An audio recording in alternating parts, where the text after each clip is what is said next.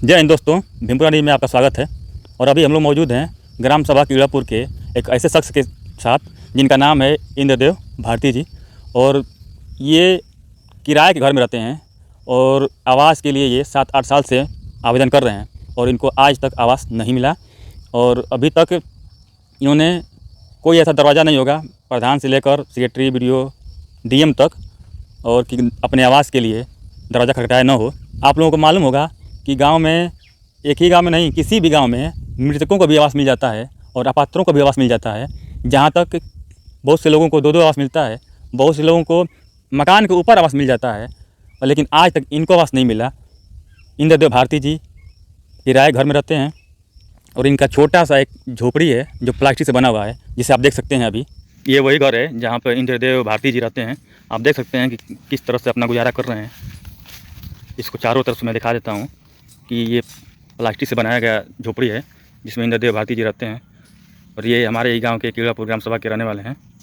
अभी आप देख रहे थे जो प्लास्टिक की झोपड़ी बनी हुई थी वो इन्हीं की है। और ये दूसरे के ज़मीन में किसी का ट्यूबवेल है, वहीं पर झोपड़ी बना कर रहे हैं। इसके पहले किराए के मकान में रहते थे जहाँ किराया देकर अपना गुजर बसर करते थे, लेकिन अब ये किराया नहीं दे पाते हैं, जिसकी वजह से अब ये प्लास्टिक की झोपड़ी में गुजर बसर कर रहे हैं। अगर आप हमारे चैनल पर नए हैं तो चैनल को सब्सक्राइब करें और घंटी वाले बटन को दबा दें, जिससे कि मेरे आने वाले अगले वीडियो का नोटिफिकेशन आपको मिले सबसे पहले। चलिए इंद्रदेव भारती जी से बात करते हैं, जो हमारे गांव कीड़ापुर के निवासी हैं और इनका अपने नाम से ज़मीन भी है। तो आप अपने बारे में बताइए। हम आवास के लिए बहुत आवेदन किए। 2015-16 में जिला अधिकारी महोदय, विकास खंड अधिकारी महोदय के यहाँ आवेदन किए। उसके बाद कोई सूचना नहीं मिली तो सूचना के लिए RTI दाखिल किए। RTI के तहत हमको सूचना ये दिया गया कि आवेदक आवास के पात्र है, लेकिन इनको आवास सूची में नाम अंकित न होने के कारण इनको आवास देना असंभव है। उसके बाद मैंने याचिका दायर की, इसलिए कि हमारे आवास गांव सभा में आवास घोटाला में बहुत लोगों अपात्रों को आवास मिला और मुर्दा के नाम से पैसा उतारा गया था। एक आदमी को 2-2 बार आवास दिया गया था। तो मैंने याचिका दायर की है हाई कोर्ट इलाहाबाद में। वहाँ से आदेश हुआ जांच का और मुझे आवास देने का। उसके बाद परियोजना निदेशक, विकास खंड अधिकारी सभी लोग आकर गांव सभा में जांच किए। सब पकड़े गए। जो जिनके नाम से 2-2 आवास मिला था, मुर्दा के नाम से पैसा उतरा था, सभी लोग पकड़े गए थे। और मैं आवास के लिए आवेदन किया परियोजना निदेशक साहब से, तो वो कहे कि आवास सूची में नाम अंकित, जब डाटा सूची का नाम खुलेगा तो अंकित किया जाएगा, उसके बाद आवास दे दिया जाएगा। हम प्रयास करते रहे और जब आवास सूची का नाम अंकित होने को हुआ, सूची का नाम फ़ोटो खींचा जा रहा था, उस समय सचिव आशुतोष से संपर्क किए। वो हीला हवाली करते रह गए। करते करते वो ऐसे समय टाले कि उस समय जो है आवास सूची में नाम अंकित होने वाला साइट बंद हो गया। बंद होने के बाद मैंने जिला अधिकारी और मुख्यमंत्री सबके यहाँ आवेदन किए। उसके बाद वो उस पर रिपोर्ट ये लगाए कि आवेदक गांव के अंदर रहता ही नहीं था, इसलिए उसका आवास सूची में नाम नहीं अंकित किया गया, फ़ोटो नहीं खींचा गया। हालांकि हमारा मुख्यमंत्री आवास सूची में नाम अंकित है, इसके लिए भी आवेदन हम किए, जो कि बार बार रिपोर्ट लगाया जाता है कि आवेदक का आवास सूची में नाम अंकित नहीं है, इसलिए आवास देना असंभव है। अच्छा, ये बताइए कि आप ग्राम सभा कीड़ापुर के सभी प्रधान लोगों से मिले, तो सबसे पहले आप मिले होंगे राजू शर्मा जी, जो प्रधान रहे। तो उन्होंने क्या कहा आपको आवास के बारे में? राजू प्रधान से हम मिले तो उन्होंने ये कहा कि आपका आवास सूची में नाम नहीं है, इसलिए आवास मिलना असंभव है। उसके बाद लंकेश प्रधान हुए, उनसे भी कहे तो वो भी वही बात कहे। आपके नाम से तो आधार कार्ड होगा, आपके नाम से राशन कार्ड होगा, आपका पत्रावली में नाम होगा, फिर परिवार रजिस्टर होगा, और आपके ज़मीन जो है, जिस ज़मीन पर आप आवास बनाना चाहते हैं, उस ज़मीन का खतौनी भी होगा और भी ज़मीन के कागज़ होंगे। तो इससे उनको संतुष्टि नहीं मिली? हमारे पास सब कागज़ है, आधार कार्ड है, अंत्योदय राशन कार्ड है, हमारे नाम से खतौनी है जिस ज़मीन पर मैं खड़ा हूँ, लेकिन ये सब मिलकर जो है हमें आवास देना ही नहीं चाहते हैं, ना आवास प्लस सूची में नाम अंकित करना चाहते हैं। तो उनकी कोई आपसे जातीय दुश्मनी तो है नहीं कि आपको आवास नहीं देना चाहते? इसके बारे में आप क्या कहेंगे, बताइए। कोई जातीय दुश्मनी नहीं है, ये सब कुछ हो रहा है केवल रिश्वत के कारण। रिश्वत देने के लिए मेरे पास पैसा तो है नहीं।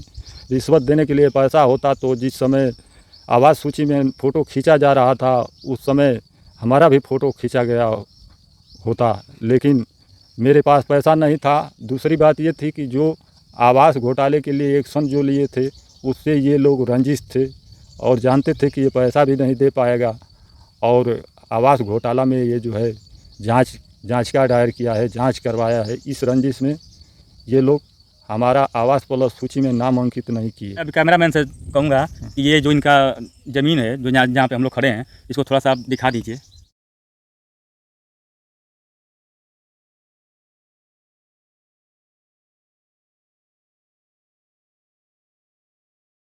अच्छा, ये बताइए कि जो झोपड़ी आप प्लास्टिक डाले हैं वहाँ पे अदर गांव में, दूसरे गांव में, वो झोपड़ी आप यहाँ पर क्यों नहीं डाल देते?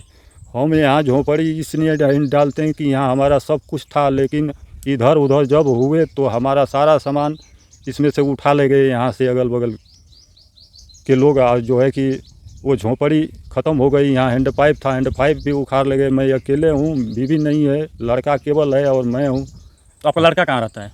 लड़का हमारा इस समय बाहर है और मैं अकेले हूँ। अकेले होने अच्छा, आपके कहने का मतलब ये है कि मतलब आप यहाँ पे झोपड़ी डाल भी देते हैं, जो कि बिना दरवाज़ा का झोपड़ी होता है, और अभी तो आप वैसा व्यवस्था किए नहीं है। तो आपके कहने का मतलब यही है कि आप झोपड़ी डालेंगे तो कोई चोरी कर ले या कोई सामान उठा लेके जाएगा, यही डर लग रहा था आपको, यही ना? हाँ, यही डर है हमको कि मान लीजिए कि झोपड़ी डाल देंगे और उसमें कोई सामान रख कर जाएंगे तो वो बचेगा नहीं, इसलिए कि पहले का भी नहीं बचा है। सारे सामान हमारे यहाँ से उठा ले गए हैं। अच्छा, ये बताइए कि आपको अभी उम्मीद है कि आपको आवास मिल जाएगा? हमको उम्मीद क्या बताएं, इस शासन में मैं बहुत आवेदन किया हूं और आवेदन का सही तौर से जांच नहीं होता है, और बीडीओ साहब बैठे बैठे जो उल्टी सीधी रिपोर्ट लगा देते हैं उसी को अधिकारी लोग मान लेते हैं। सही तौर पर जिला स्तर से कोई अधिकारी यहाँ नहीं आते हैं जांच करने के लिए। मुझ जैसे पात्र लोगों को कैसे हम विश्वास करें कि आवास मिलेगा जब तक कि अभी तक नहीं प्राप्त हुआ। अच्छा, ये बताइए कि अभी वर्तमान में प्रधान राजेश कुमार पासवान जी हैं, तो इनसे आपकी बात हुई थी आवास के लिए? हाँ, इनसे राजेश पासवान जी से आवास के लिए बात हुआ था, लेकिन प्रधान जी कहे कि जब आवास सूची में नाम अंकित है ही नहीं तो आवास देना असंभव है। तो उनसे आप क्यों नहीं बोले कि आप हमारा आवास सूची में नाम डलवाइए और आप सर्वे कराइए? हम इस बारे में प्रधान जी से कहे, प्रधान जी ये बोले कि ये सब अधिकार हमारे अंतर्गत नहीं आता है, मैं नहीं कर पाऊँगा इसको। तो राजेश पासवान जी हैं, उनसे क्या उम्मीद रखते हैं आप? राजेश प्रधान जी से मैं यही उम्मीद रखता हूँ, उनसे मैं हाथ जोड़ता हूँ और कहता हूँ कि मुझे आवास दिलाइए। या वो भी कह रहे हैं कि जब चांस बैठेगा तो आवास सूची में नाम अंकित कर आपको आवास दिला देंगे। क्या अभी आप आवास के लिए लड़ाई लड़ते रहेंगे? हाँ, संघर्ष ही मैं जीवन है, मैं संघर्ष करता रहूँगा, लड़ता रहूँगा जब तक आवास नहीं मिलेगा आपको? जब तक नहीं आवास मुझे प्राप्त होगा। आशा करता हूँ कि मुझे आवास देंगे। तो अभी आप सुन रहे थे इंद्रदेव भारती जी से मैं कुछ सवाल कर रहा था, जिसका ये टूटे फूटे शब्दों में जवाब दे रहे थे। बहुत पहले के ये आदमी हैं, मगर फिर भी पढ़े लिखे हैं। कभी कभी ये भी भावुक हो जाते हैं, कभी कभी इनका भी आपा खो जाता है, क्योंकि कुछ ऐसा ही हुआ इनके साथ जिसकी वजह से इनका भी मतलब कि आपा खो बैठते हैं।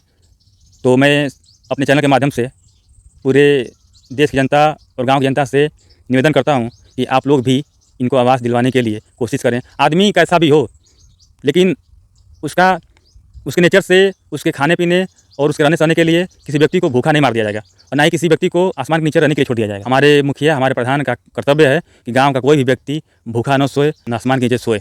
धन्यवाद।